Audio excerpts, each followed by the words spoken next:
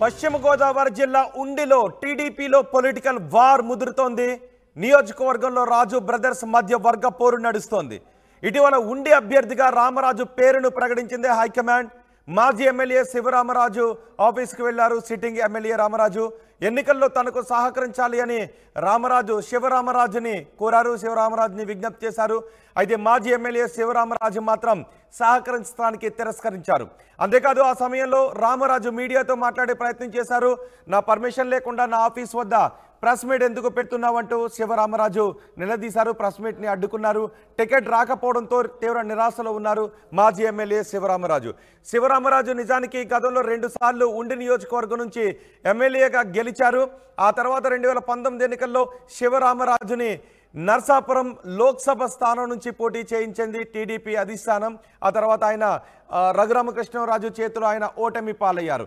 ఇప్పుడు అక్కడ మళ్ళీ రఘురామకృష్ణరాజు టీడీపీ నుంచి ఎంపీగా పోటీ చేసే అవకాశం ఉండడంతో శివరామరాజుకి ఎక్కడ కూడా టికెట్ దక్కని పరిస్థితి కనిపిస్తోంది. దీంతో కొన్ని రోజుల నుంచి శివరామరాజు ఉండి సీటును తనకే ఇవ్వాలి అని కోరుతూ ఉన్నారు. శివరామరాజుకి మధ్య పచ్చగడ్డి వేస్తే భగ్గుమంటున్న పరిస్థితి కనిపిస్తుంది. అధిష్టానం టికెట్ను తనకే కేటాయిస్తుందని శివరామరాజు ఆశిస్తూ వచ్చారు. కానీ అధిష్టానం మాత్రం శివరామరాజుకి కాకుండా సిట్టింగ్ ఎమ్మెల్యే రామరాజుకి టికెట్ను కేటాయించింది.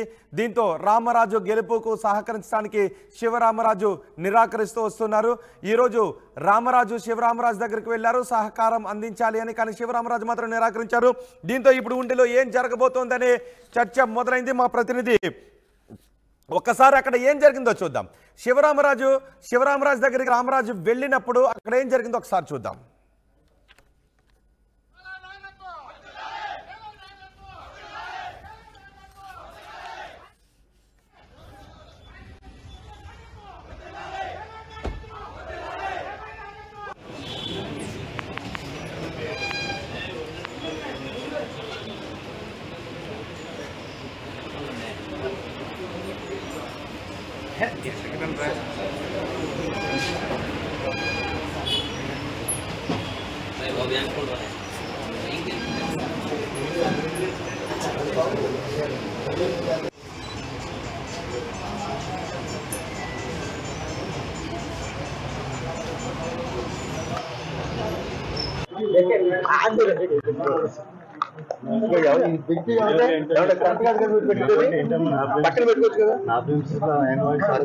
నా పర్మిషన్ లేకుండా మీకేం పని ఇక్కడ ఆయన వాయిస్ నా పర్మిషన్ ఏమి ఇవ్వకుండా నా ఫ్రెండ్స్ మీరు ఎలా తీసుకుంటారు వాయిస్.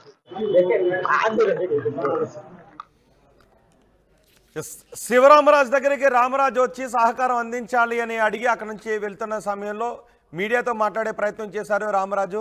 ఈలోపు శివరామరాజు వచ్చి నా అనుమతి లేకుండా ఇక్కడ ప్రెస్ మీట్ పెట్టొద్దు అంటూ ఆయన చెప్పారు. దీంతో అక్కడి నుంచి రామరాజు కూడా వెళ్ళిపోయారు. ఒకసారి మా ప్రతినిధి మనోజ్తో మాట్లాడదాం.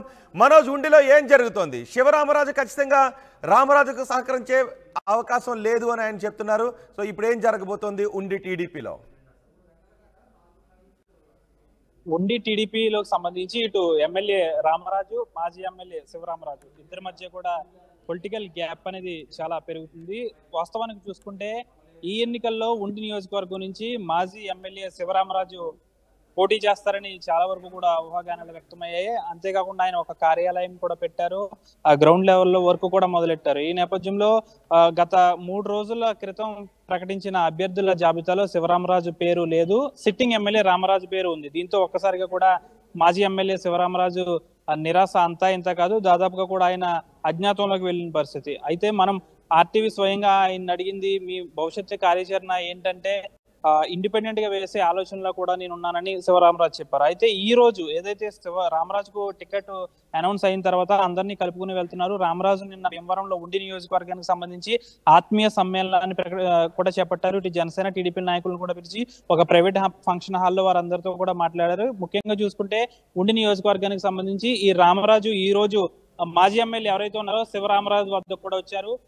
నాకు మీరు సహకరించాలని కూడా శివరామరాజుని కోరారు. అయితే ఆయన సున్నితంగా తిరస్కరించారు. షేక్ హ్యాండ్ ఇస్తే షేక్ హ్యాండ్ కూడా ఆయన వద్దన్నారు. అయితే అనంతరం కూడా నీకు నేను సహకరించేది లేదు అని కూడా ఆయన స్పష్టంగా చెప్పేశారు. అనంతరం కూడా రామరాజు తన శివరామరాజు కార్యాలయం నుంచి బయటకు వస్తున్న నేపథ్యంలో మీడియా వారంతా కూడా ఆయన వాయిస్ తీసుకోవడానికి వెళ్తుండగా ఆయన రామరాజు వాయిస్ ఇస్తుండగా శివరామరాజు ఒక్కసారిగా నా కార్యాలయం వద్ద మీరెవరు ఇక్కడ ప్రెస్ మీట్ పెట్టడానికి నా పర్మిషన్ లేకుండా ఎందుకు ఆయనతో వాయిస్ తీసుకోవాలని కూడా మీడియా వారిని ప్రశ్నించారు. ముఖ్యంగా చూసుకుంటే ఈ విధంగా వారిద్దరి మధ్య కూడా చాలా గ్యాప్ వచ్చేసింది. ముఖ్యంగా ఉండి నియోజకవర్గంలో ఈసారి నేను ఇండిపెండెంట్ గా పోటీ చేస్తానని ఆయన నిన్న ప్రకటించారు. అయినప్పటికీ కూడా 2019లోనే నాకు వైసీపీ నుంచి ఆఫర్ వచ్చింది. నాకు వైసీపీ నుంచి ఆఫర్లు వస్తూనే ఉన్నాయి, కానీ ఏనాడు కూడా నేను పార్టీ లైన్ దాటలేదు. నేను టీడీపీకి సంబంధించిన వ్యక్తిని, నేను చంద్రబాబు నాయుడు వ్యక్తిని దాదాపు ఎప్పుడు కూడా నేను అటువైపు చూడలేదు. ఇప్పటికి కూడా నాకు వారి నుంచి ఫోన్ కాల్స్ వస్తున్నాయి. వైసీపీ నాయకులు ఇప్పటికి కూడా వైసీపీలోకి వచ్చేయండి, మీకు పార్టీలో సముచిత స్థానం కల్పిస్తామని కూడా వారు నాకు పదే సార్లు చెప్తున్నారు. అయినప్పటికీ నేను సున్నితంగా తిరస్కరిస్తున్నాను. నేను ఇండిపెండెంట్ గా పోటీ చేస్తానా లేక ఏం చేస్తానా అనేది 2 రోజుల్లో చెప్తానని కూడా శివరామరాజు చెప్పారు. ముఖ్యంగా చూసుకుంటే వీరిద్దరు కూడా బంధువులు అయినప్పటికీ వీరిద్దరికి కూడా ఒక ఎమ్మెల్యే టికెట్ విషయంలో టీడీపీ అధిష్టానం కలగజేసుకునే అవకాశం ఉందా? ఎందుకంటే శివరామరాజు కూడా గతంలో ఆయన 2 సార్లు ఎమ్మెల్యేగా గెలిచారు. గత ఎన్నికల్లో నర్సాపురం నుంచి ఎంపీగా పోటీ చేశారు. సో ఇప్పుడు ఎక్కడా టికెట్ లేదు అనే మనస్తాపంలో ఉన్నారు. రామరాజు గెలుపుకు సహకరించేది అని చెప్తున్నారు. సో ఇప్పుడు టీడీపీ అధిష్టానం శివరామరాజును పిలిచి ఏదైనా మాట్లాడే అవకాశం ఉందా? ఇదే విషయం నిన్న ఆయనతో మనం ప్రస్తావించాం. చంద్రబాబు ఇప్పటికి కూడా నాకు టచ్ లోకి రాలేదు. ఎవరు కూడా నన్ను ఇప్పుడైతే వారు మాట్లాడరు, ఎందుకంటే వాళ్ళు ఆల్రెడీ టికెట్ అనౌన్స్ చేస్తారు. నన్ను పార్టీ పక్కన పెట్టేసింది, కాబట్టి నేను కూడా నా సత్తా ఏంటో చూపిస్తాను.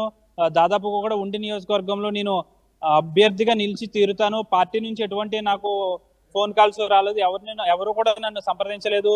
2019లో ఎన్నికలు దగ్గర పడుతున్నా కూడా ఎంపీ టికెట్ విషయంలో రఘురామకృష్ణరాజు ఒక్కసారిగా వైసీపీకి వెళ్ళిపోవడంతో చంద్రబాబు నాయుడు చెప్పినట్టు విని ఎన్నికల సమయం దగ్గర పడుతున్నా ఒక్కసారిగా టీడీపీ నుంచి నర్సాపురం ఎంపీగా పోటీ చేశాను, ఓటమిపాలయ్యాను.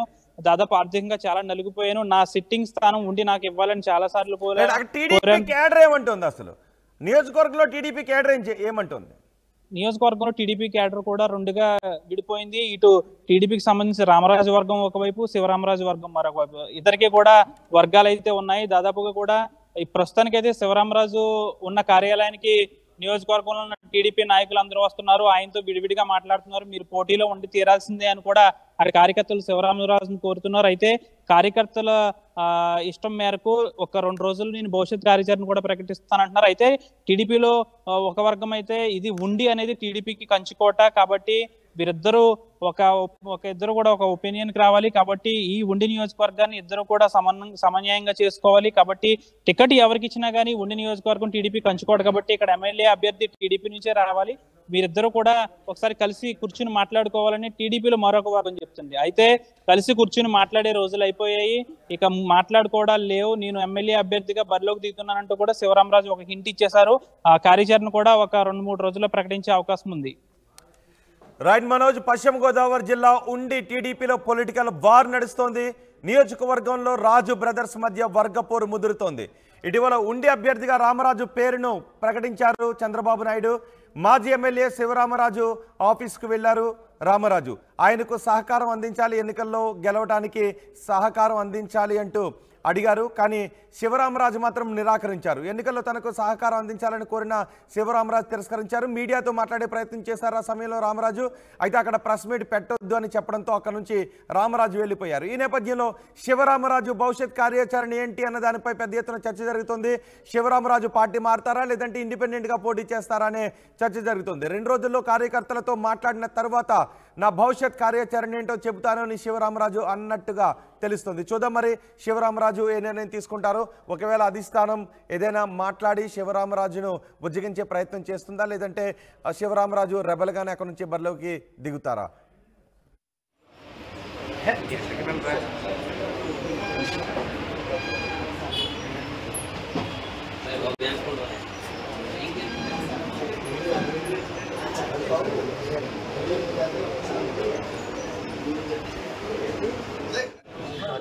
నా పర్మిషన్ లేకుండా మీకేం పని ఉంది ఇక్కడ? ఆయన వాయిస్ నా పర్మిషన్ ఏమి ఇవ్వకుండా ఆ ఫ్రెండ్స్ మీరు ఎలా తీసుకుంటారు? ఆయన వాయిస్